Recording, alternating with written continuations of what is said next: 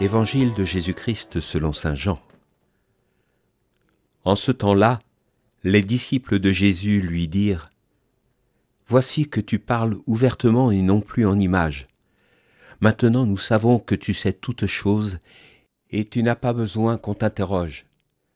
Voilà pourquoi nous croyons que tu es sorti de Dieu. » Jésus leur répondit : « Maintenant vous croyez, voici que l'heure vient, déjà elle est venue, où vous serez dispersés chacun de son côté, et vous me laisserez seul. Mais je ne suis pas seul, puisque le Père est avec moi. Je vous ai parlé ainsi afin qu'en moi vous ayez la paix. Dans le monde, vous avez à souffrir, mais courage, moi je suis vainqueur du monde. »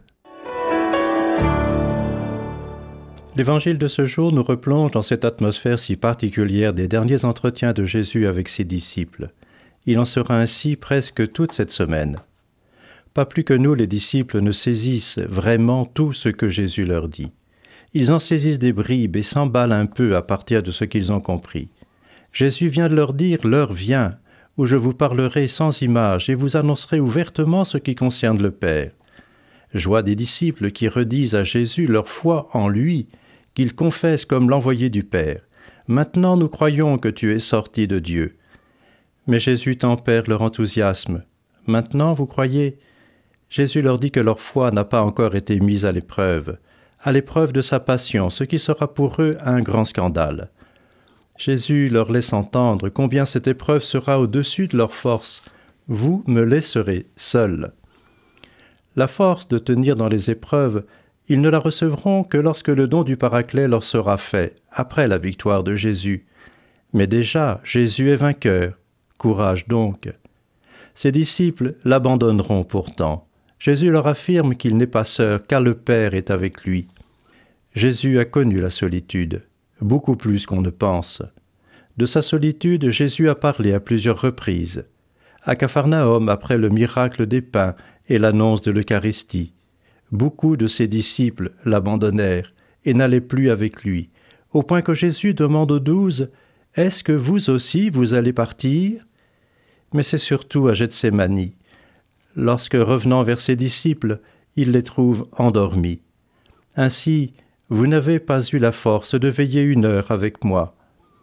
Un peu plus tard, quand les gardes viendront l'arrêter, ses disciples prendront la fuite et l'abandonneront, seul entre leurs mains. Jésus a souffert de la solitude, mais sa solitude humaine, si dure à son cœur aimant, était habitée par une présence douce et forte, celle de son Père, source de sa mission. Il le rappelle plusieurs fois à ceux qui l'interrogeaient lors de sa vie publique. « Mon jugement est véritable, dit-il, parce que je ne suis pas seul, mais il y a moi et celui qui m'a envoyé. » Une autre fois, il dit « Celui qui m'a envoyé est avec moi, et il ne m'a pas laissé seul, car moi, ce qui lui plaît, je le fais toujours. » Qui d'entre nous ne traverse pas des moments de solitude ? Solitude des époux parfois, solitude des parents qui voient partir leurs enfants chacun de leur côté, solitude dans les hôpitaux et les maisons de retraite, malgré les soins attentifs d'un personnel dévoué, mais qui a peu de temps. Au cœur de la solitude, nous sommes appelés à nous souvenir et à faire cet acte de foi que nous non plus, le Père ne nous laisse jamais seuls, qui nous appelle à faire ce qui lui plaît. Vivre sa solitude, c'est ne jamais s'étonner de rencontrer la croix à la suite de Jésus, ou de trouver à certains jours même les meilleurs amis dispersés ou endormis. Si nous laissons à ce moment-là le Père nous retrouver, alors au creux de cette solitude, comme le Père de Foucault, Jésus nous donne un cœur universel.